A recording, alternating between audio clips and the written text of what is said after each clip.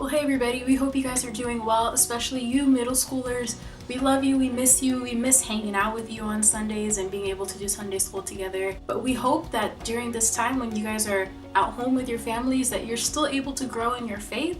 And so we're going to be sending out videos and resources for you to watch and discuss with your parents and your siblings so that you can continue to grow in your faith during this time when we're all at home together. This week we're starting a brand new series called Rooted, and Rooted is about something that none of us can avoid. Before we get into that, I want to share a story with you. 5th grade was one of my favorite years in school. You feel like you're the oldest person in the school. You feel like you're the top dog. You know everybody, you know all the teachers, you know the best spots on the playground, and you always get picked first in games because you're a 5th grader. You're cool. 5th grade is one of the coolest grades to be in.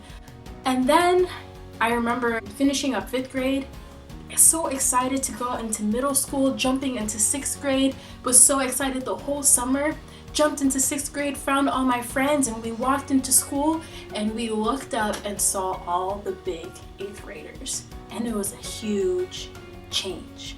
The school was different, the teachers were different, PE was different, everything was different, even smelled different. Change is really hard, and my 6th grade year transitioning from elementary to middle school was really difficult, and it was a hard change. Maybe for some of you guys, transitioning from 5th to 6th wasn't that hard. Maybe it was a smooth transition.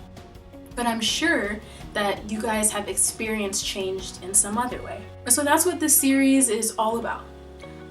Middle schoolers, you guys know that everybody experiences change because you're experiencing change right now in so many ways. Middle school is all about independence and freedom. You're more grown up than you were, and so maybe your parents let you go and see movies with your friends at the movie theaters, or maybe they let you download certain apps on your phone, or maybe you actually get a phone. In middle school, you have way more independence in your life than you ever have had before. And those are really, really good and exciting changes, and we're all excited for those. But we also know that there are some change that don't feel as great. Changes that aren't as exciting for us. Maybe changes like when your parents tell you that they might get divorced. Or maybe changes when your brother or sister is struggling with something really hard. Or maybe change for you. Maybe your friend group has changed, or you wanted to get into a sports team and it just didn't happen, and the change that you were looking for just didn't work out the way that you did, and it left you isolated or heartbroken or confused or anxious or worried. Everybody experiences change, and here's the thing about change. It makes us all feel like we don't have control. I don't know about you, but I don't like feeling like I don't have control. But the reality of our world is that at some point in our lives, we're going to have good change and we're going to have bad change. And we as Christians, the Bible equips us with tools to learn about how to navigate change and all the gifts that God has given us in Himself and in His Word so that we can go through change. Change like this pandemic that's making us stay at home, and change like in your schools or in your families so that we can know how to deal with change. Here's the thing. People have been struggling with change for a really, really long time. Even the people in the Bible that we read about, those people were struggling with really similar things as us. They struggled with plagues and pandemics. They struggled with crises and broken relationships and hurtful people and loss and anxiety. The people in the Bible struggled with all of that. And so for a really, really long time, people have been trying to figure out, how do we trust God when everything in our life is changing? And so many people in the Bible write about that. But the author of Hebrews, the book of Hebrews, I think, says it so poetically. And so in Hebrews, the author gives us a lot of practical life advice. He says things like, be kind to one another, free yourself from the love of money. And he says to be hospitable towards one another. And then he does a mic drop with something that I think is so profound in Hebrews 13:8, and that's what we're going to land on today. He says this: Jesus Christ is the same yesterday, today, and forever. Jesus Christ is the same yesterday, today, and forever. And that means that Jesus never changes. And because Jesus never changes, we have been given access to the one thing in this world who never changes, and that is God Himself. So why is that important? Let's paint a picture really quickly. Can you imagine a really big tree? Maybe you've seen one before. Maybe you've got a huge tree in your front yard or your backyard, or maybe at school or somewhere in like a park or a forest that you've seen. And I'm not talking about these like small little itty bitty trees. I'm talking about the kind of tree where you could just wrap your whole arms around it and it wouldn't even be close to hugging the whole thing. Like that huge of a tree. And what makes a tree so strong is actually the roots that dig deep down into the ground.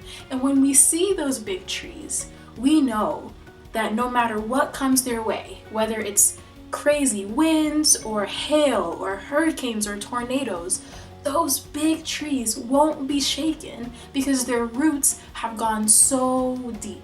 God promises that we can be rooted in Him, in the one that never ever changes.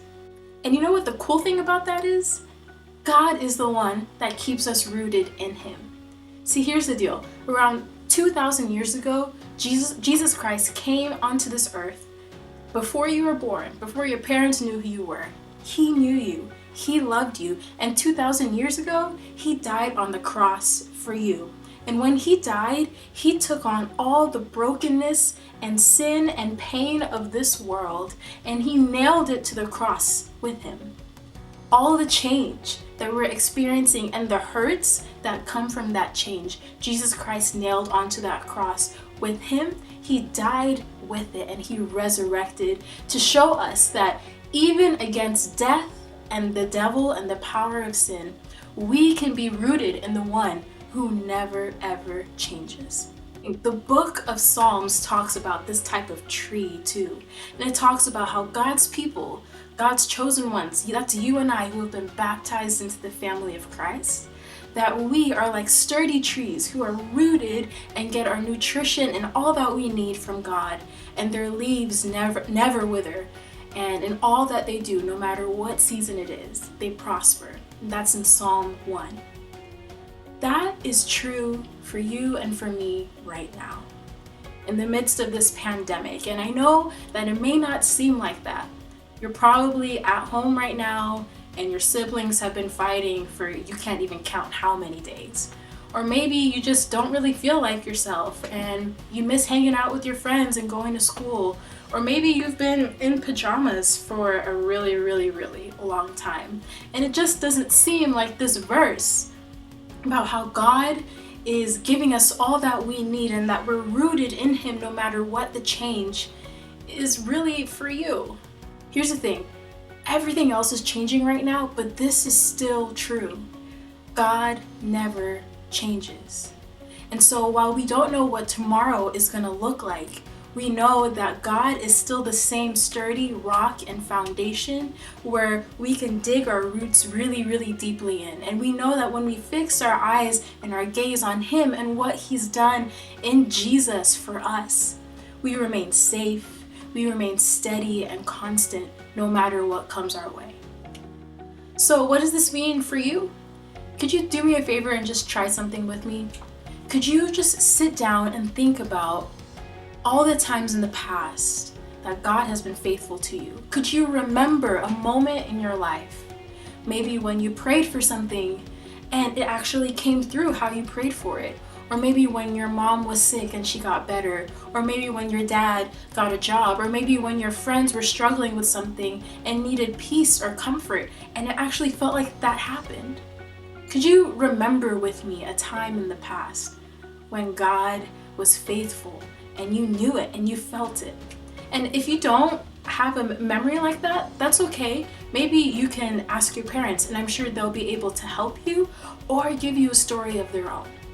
And once you remember a few of those, could you do me a favor and could you write those things down? Because what I want us to remember is that the God who loves us, who loved us yesterday, loves us today and is going to love us tomorrow. The God who cared for us yesterday is going to care for us today and will care for us tomorrow, because the same God who came through and was faithful to us in the past, he never changes, and he's with us in the midst of this change.